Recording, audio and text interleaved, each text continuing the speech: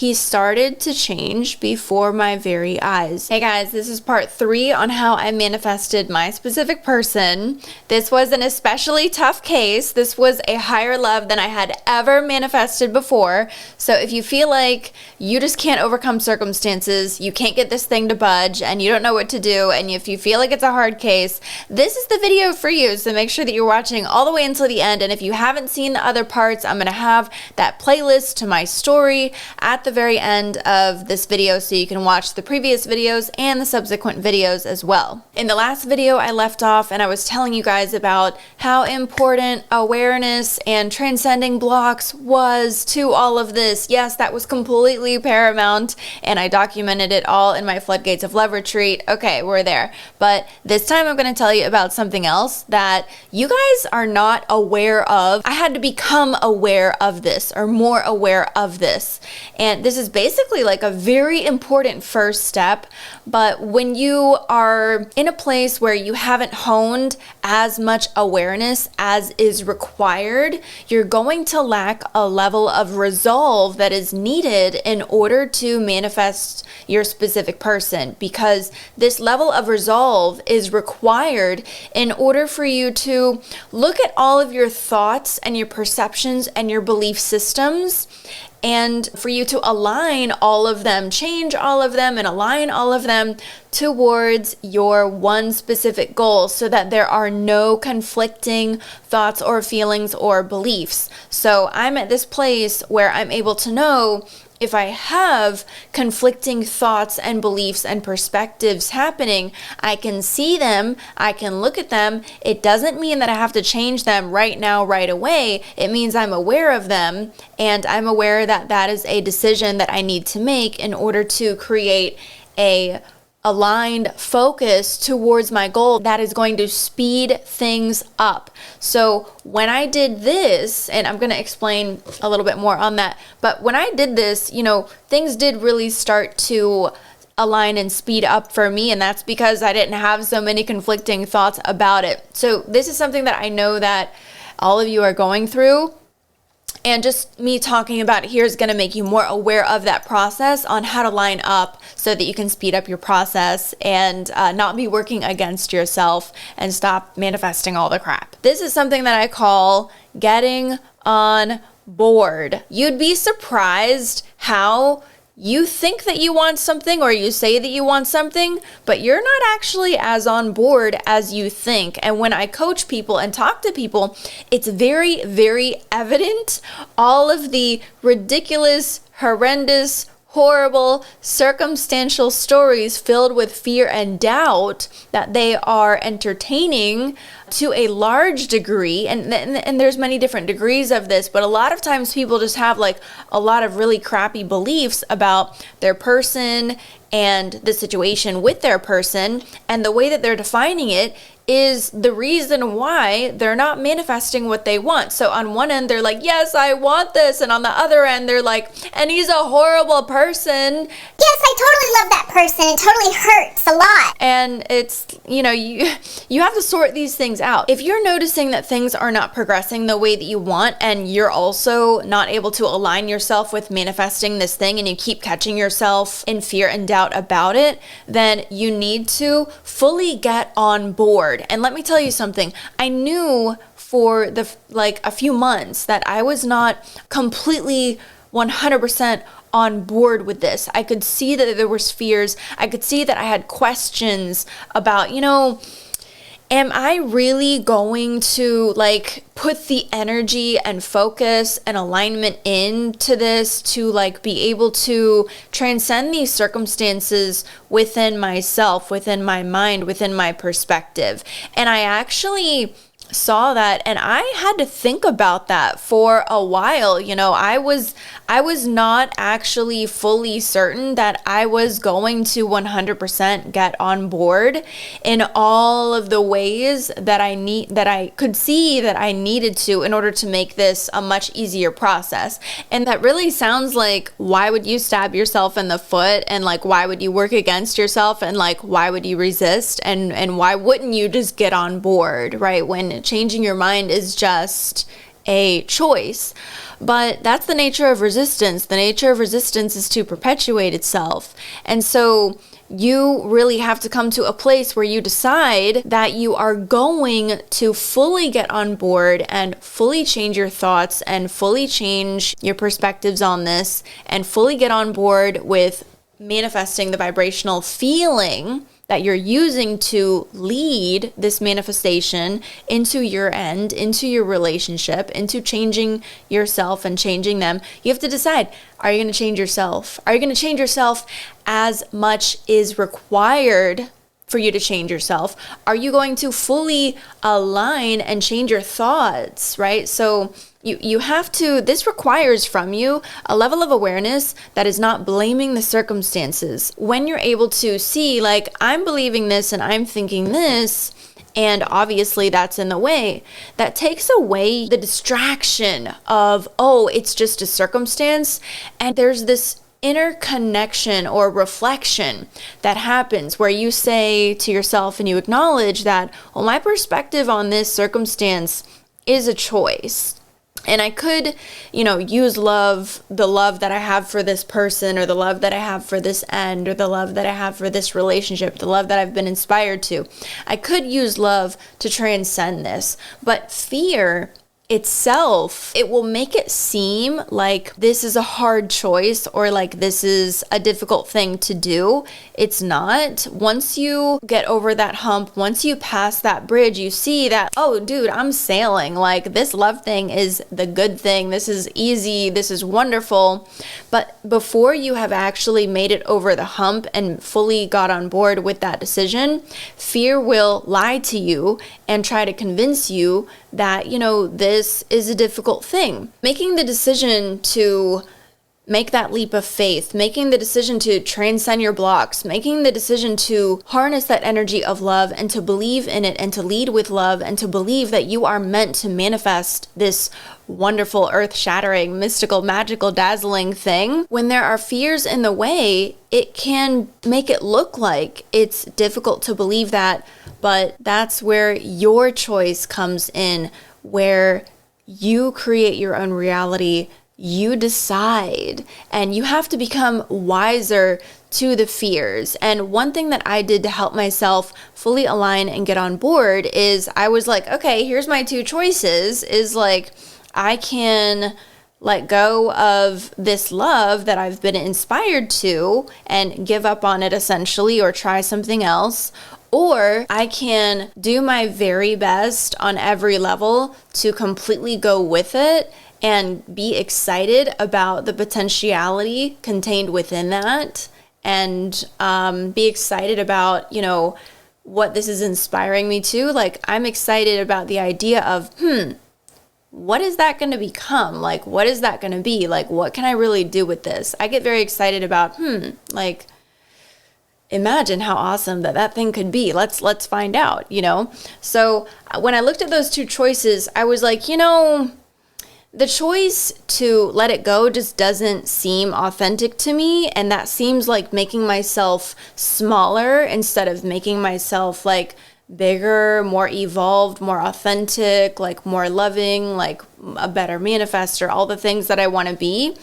And so that decision was not based on need or lack or desperation. It was really me just deciding what was most authentic to me. And the reason why it was difficult to make this decision is because there was a lot of circumstances, and there were times when, and I think that you guys need to know this, because if you know that this happens to me, you're going to know that this is normal, a normal part of the bridge of events, and that if it happens to you, that doesn't mean anything. It's not the end of the world. It doesn't mean that you're a crappy manifester. It's just something for you to overcome and a reason for you to get more determined, more committed, more practiced, more resolved about it, to put more of your full self into it. But it was so hard at some times that I was like, I didn't know if I could do this. It was like, I don't think I can do this. And it's really interesting, because I authentically, innately, I do really believe in love. I do really believe in manifesting, in transcending circumstances, that all possibilities are real. Like, I believe in all of it, but like, especially I believe in the transformative properties of love, and that love does transcend all things, make all things possible. I believe in quantum leaps, absolutely. Like, I've experienced all of these mystical, magical loves before, and I set out to manifest a higher love, and I succeeded. I did it. I got that connection. I got that inspiration. I got that love. When you have met with an inspiration, or which is basically like a person who inspires you to that vision, to that desire, to that love energy, if that energy is really real, like if that love is very true, if that love is not based on circumstances, if that love is not based on impure motivations, if that love is not based on need or lack, if it's really a love that you've been inspired to, like a higher love, like this is just the word that I'm using lately, if this is a higher love for you than you've ever had before, if that's true and it's not out of lack, or it's not out of seeking a particular circumstance, then love is going to win out. It's like, even in the times when I was having difficulty believing or seeing a way, even in the times when I was like, I don't think that I can do this, like, I don't see how. Even in those times, my person would become the person who would bring me back and remind me of the love and the connection and what he knows and what he believes in. He would be the one that would bring me back when I couldn't or wasn't there. And so that was actually like a really romantic thing that played out that was really nice. And when I look at why did I attract that, like in my moments of doubt, why would that vibrationally like be a match? It's because innately, like, I just really, really believe in love, and I really, really believe in manifesting, and I believe that, you know, love wins out, and I believe in having more, not less. And so whatever your dominant belief systems are, they're going to carry you through the difficulties. And so what I tend to do is I run across difficulties and blocks just like anybody else, but I find really, really good ways of transcending them and overcoming them in a pretty fast amount of time. Like, it does not take me much time. Give me like a day or two at the most, you know? Eventually, I saw that there was this need for me to completely get on board more than ever, and to align more than ever, and to eliminate fears more than ever, and to fill in all the cracks more than ever. I could clearly see that because I had quantum leaped into love by like just focusing on that love energy. And actually, I talked about that in my Bubble Love course that I think we did it last month, and then we did that before the Floodgates of Love retreat, and I talked a little bit about quantum leaping into love there, but that was quantum leaping into love, harnessing the energy, focusing on it specifically in ways that would make me quantum leap into that love. That was a very key part of what I did as well. And like, that's not something that I can do the full teaching right now. Like I said, all of the things that I did, if you want to know more specifically, people ask me this all the time, how did you do that? And it's like, I teach this stuff every single week in my coaching group. Like, I've been documenting the entire thing in very vivid detail. So like, that is where these things are. If you want to know where something specific is, ask me and I will answer you in the comments. But the quantum leaping into love was in the Bubble Love lesson that we did in the group. And we also talk about quantum leap teachings in the Floodgates of Love retreat, which is still on sale. Well, I think it's still on sale, I think, until February. But I remember that changed everything for me, because harnessing this love energy allowed me to see all of the things that I needed to change. It's like synonymously with harnessing this energy, that was the decision that, yes, I'm going to fully get on board here. And so instead of focusing on all the circumstances, I was like, I'm going to focus on that love, harness that love, capture that love, make that love my focus. And it was a very important step to withdrawing my attention from circumstances, taking power away from the circumstances, completely changing my perspective, right? What I was focusing on, and harnessing that love that would transcend all things. And so then when I was able to see all the pieces and parts where I was doubting, where I was fearing, I was able to actually create new realities and stories surrounding those things that were all aligned with the end love that I wanted. And harnessing that love energy is what allowed me to access those new stories and perspectives and definitions and beliefs. I call this like reconfiguring my reality. I do this all the time where I'm like, oh, like this story can change. That story can change. You know, you have a fear. I don't witness a fear and then think directly, oh, that's just like a circumstance. You're not going to be able to create if you do that. So what I see is that, okay, you're seeing it in this way. Why don't we reconfigure that so that it aligns with what you want? You have to really, really fully get on board and not have conflicting beliefs and crappy ideas and crappy beliefs about it. And how do you know if you have bad beliefs? Because like when you open your mouth and talk about it, what is your story? What are you saying? If what you're saying is not in alignment with your end, then you have conflicting beliefs about it and you are not fully on board. And that is almost every single person that I see. Here's another thing that I did that was also very, very pivotal and different from anything that I had ever done with anyone else, because I never loved anyone the way that I loved him. That's why I call this a higher love, right? As I said in my previous video, like I was sort of loving people halfway. A lot of people will ask me like, well, why didn't you just make your ex like the one? And I try to explain to them that like I didn't actually really love him enough to do that. Like it was like half love and half circumstantially based motivations. And so that's why I set out for a higher love, because when you have like the half love and half motivation, you don't have the love energy inspired within you for that person in order for you to use the love energy to transcend the circumstances, you know? So like I didn't have the inspiration to do that with him. But with this person, that higher love connection was undoubtedly there. One thing that I did in order to create changes in him, like real changes in him, and start to morph this whole thing to like what I wanted it to be. And you know, he was changed from the moment that he saw me, like there was change, you know, and he continued changing since then. Like there's been massive changes if you look at beginning to end, I mean, massive changes, but there's always more, right? So I'm continually molding this story and myself and this person and reconfiguring my reality and quantum leaping into different things. And like that process just never ends. But one thing that I did from the very get-go that was different from anything that I had ever been able to truly do before is that I truly believed and felt and saw, like I truly believe, I wasn't trying to believe it, I truly believed that the version, like the perfect version of the person that I wanted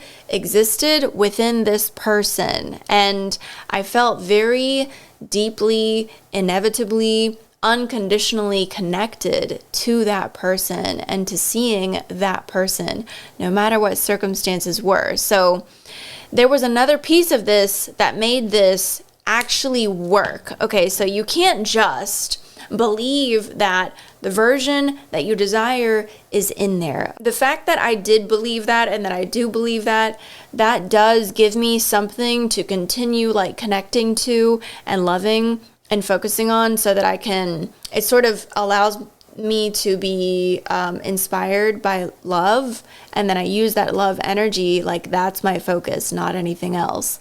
But that being there was another step that was important. And so the second step when it comes to knowing who they are no matter what they're doing, and being connected to who they are no matter what they are doing, is you need to actually know this. And at the same time, when you do completely know this, you will bear no insistence that they have to be that person that you know that they are. And you might be inspired to collaborate with them or work with them on helping them become that person. That might be part of something that you're co-creating with this person. Everyone is you pushed out and they are just you pushed out, but like there's still this interaction that happens with that which you are projecting, right? So just to be clear on that. I noticed that there is a resistance when you believe that, okay, they're this other person, but you try to push them to be that person. You do not insist for any reason that there has to be any change. What ends up happening is you become very unconditionally compassionate, because what is happening is they're inspiring you to love, and like you're choosing to focus on that love and harness that love and be in that love. That actually gives you the ability to interact with that ideal version of them regardless of the conditions. So like let's say that they're showing up in one way, you're still connected to that version of them that you love, that version of them that you believe in.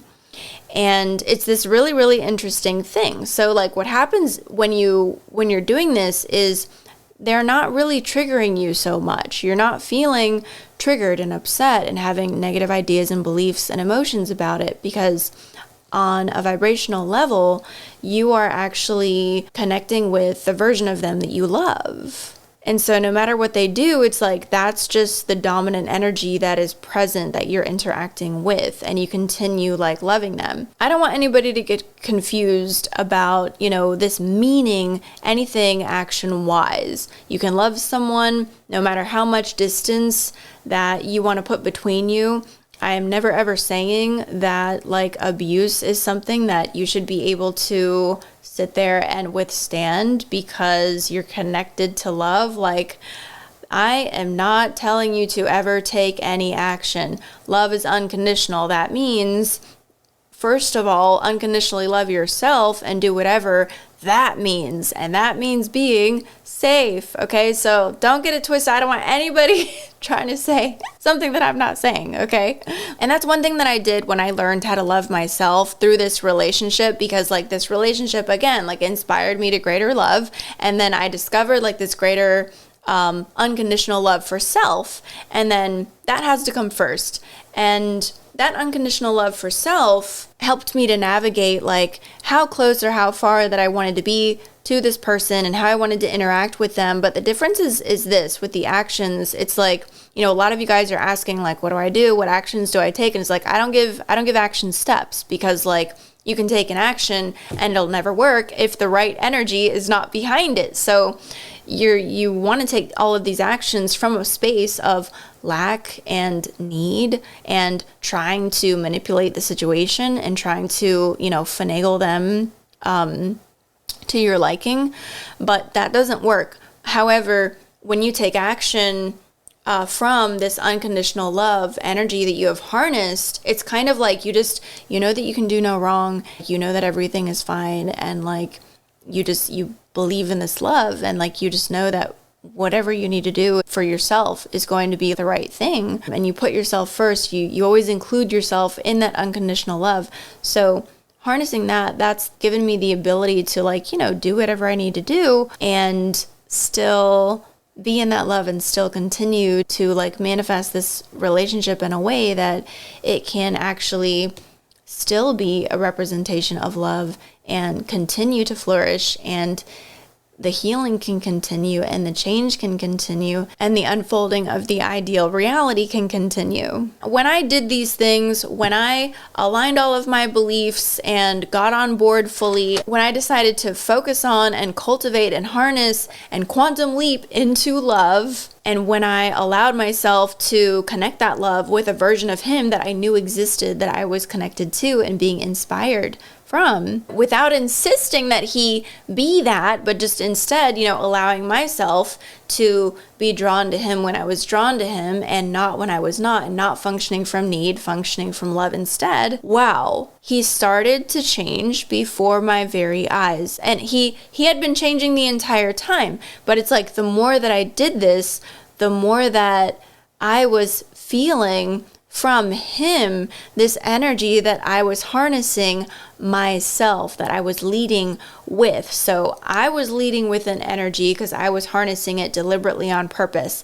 I was aligning deliberately on purpose. I was transcending fears and blocks deliberately on purpose. When I would quantum leap into it and harness it more, it would actually be reflected. And not only would I see the change in him, I would feel the connection more with the 3D aspect of him. This represented change. And there's nothing more delicious than watching this unfold in 3D with your very eyes. Like, there is nothing more delicious, especially when you know exactly how you manifested it and you can control the dial because you know what you're harnessing and what you're doing to bring this about. That is delicious. So again, I've been documenting all of the details about this for like the last 3 months. Look, if you join my Manifesting University right now, you're going to get immediate access to 3 months of bonus content when you join before we reset for the new year. We just haven't quite reset yet, but all that content's going to go away. However, you can get it now if you join any tier. So that's where it's at. And if you want to get that Floodgates of Love retreat on sale, that link is going to be in the description below. That takes you through so much of these processes that really made it click into place for me. If you're still watching, that means that you like the video, so make sure that you click that like button, subscribe, hit that bell. I'm going to continue this in a subsequent video, so make sure that you click right here and see my story playlist to watch the next video in the series. That was easy.